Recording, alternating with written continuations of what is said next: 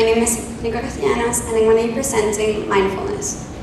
So, a few months ago, I was talking to a teacher, and I was telling her about my anxieties about school and family, and just all my stress. And she sat there listening, and I would go on from one problem to the next.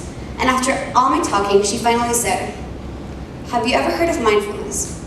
So after I replied with a very skeptic no, she explained to me what it meant, what mindfulness meant. And that's what I'd like to talk to you about today. Okay, let's begin by asking ourselves, when was the last time we were truly calm? When was the last time we forgot about our phones, about our laptops, about the work we needed to get done, about WhatsApp and Facebook and Snapchat, and truly focused on ourselves and the peace within us? Mindfulness, as defined by the Greater Good Science Center based at the University of Berkeley, is the practice of maintaining a moment-by-moment awareness of your thoughts, your feelings, your bodily sensations, and the surrounding environment around you. As Dr. Arnie Kozak explained in an interview, mindfulness minds are like the director's commentary on a DVD. The director and some of the actors talk over the movie, and that's what we're doing all the time in our lives. We talk over the movie of our lives as it plays before us. We add commentary, judgments, and opinions. And when we're mindful, we stop those comments, and we truly get to enjoy the moment that we have before us. So, as you can see, we lose so many precious moments of our lives, analyzing past experiences and comparing them to our present, and thinking about the future, that we forget to look around us and really value what we have. The present gives us so many opportunities. I mean, really think about it. Right now, just today, I could go to the salon and cut off all my hair. I could shave my head. I could dye it a different color. I could go to my house and I could paint the walls of my room any color I wanted. I could start writing a book. Sometimes we forget how capable we are, how much freedom we really possess because we're too worried about the past or about the future. A personal example for me, and something that sort of pushed me to focus my TED Talk on this, is the fact that I ran for SUCO Vice President a few weeks ago. And as I'm sure a lot of you know, I wasn't very good at delivering my speech. I stumbled through words and I stuttered, and I didn't have a key point. And after I did it, I felt horrible about it. I was wishing I was more charismatic. I was wishing I was a better public speaker. And it gave me anxiety attacks. But then I realized that there was nothing I could do about it now. There was no going back, and that was okay. I began creating plans for the future, for the student council, regardless of the place I took on it. That's mindfulness. It helps you become more conscious, more aware of the opportunities that the present has to offer. But mindfulness can help with anything and anyone. We often see ourselves not as what we are now, but as what we were, or who we should or will become. I see myself as a former middle schooler. I see myself as a former child. But I also see myself as an upcoming Ivy student, and as a college student, and even as a wife. And planning for the future is not a bad thing. But the problem with it is that we become too consumed in it. Anxiety, depression, and stress are all conditioned by these thoughts of the past and the future that we seem to be trapped in. So often I catch my friend and I talking and thinking about peripheral things.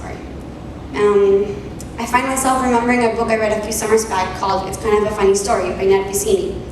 It's about a boy with anxiety and depression that checks himself into a mental hospital after attempting suicide. Such was the stress from school that he attempted suicide. And the story resonated with me profoundly. I could relate to the way that he would start thinking about a summer school application, and if he didn't get in, he wouldn't get into a good college. And if he didn't get into a good college, he wouldn't be able to go get a good job. And if he didn't get a good job, he wouldn't be able to afford a good lifestyle, and so on. And at that time, I thought I was exactly the same. I thought I needed to do all those things. But we need to stop these cycles of thoughts. I truly believe we can reach a higher state of mind through mindfulness. It's a practice that's not only beneficial to our emotional and psychological health, but also to our physical one. In fact, a study conducted on the alterations in brain and immune function produced by mindfulness meditation stated that by practicing mindfulness for just 8 weeks, our immune system grew stronger. Mindfulness helps us focus. Studies have found that it helps us tune out all the distractions around us in our busy, cluttered lives. It helps us with attention and memory skills. Ultimately, by practicing mindfulness every day, we can become better students with better test scores and overall academic work. And also to teachers, there's scientific evidence that by teaching mindfulness in classrooms, they improve in behavioral problems and aggression between students. Students have improved levels of happiness and better attention in classes. As provided by the Greater Good Science Center's website, teachers trained through mindfulness show lower blood pressure, less negative emotion and symptoms of depression, and greater empathy and joy. Think about all the times you've been stressed or anxious, how you wanted to take control of the situation, but it seemed impossible. That's what we're trying to do with mindfulness, to take control of our mind, our emotions, in a way that is beneficial not only to us, but to everyone around us. Okay, so how do we get started?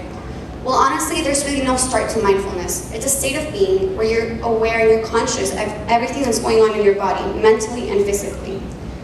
Take breathing, for example. You recognize the in-breath? I invite you all to do the same. And the out-breath. From beginning to end. You're aware of your body as you breathe. You're aware of the people around you who are breathing next to you. You release the tension in your body, you release the tension in your muscles. The acknowledgement of your breathing can help you in moments of strong emotion when you just need to take a step back and just breathe in. Like right now. So mindfulness is really just about stepping away from the physical, busy world and looking at it from a distance, from a different perspective. Mindfulness can help your body and mind when you most need refuge from the worries and emotions of your day-to-day lives. Thank you so much.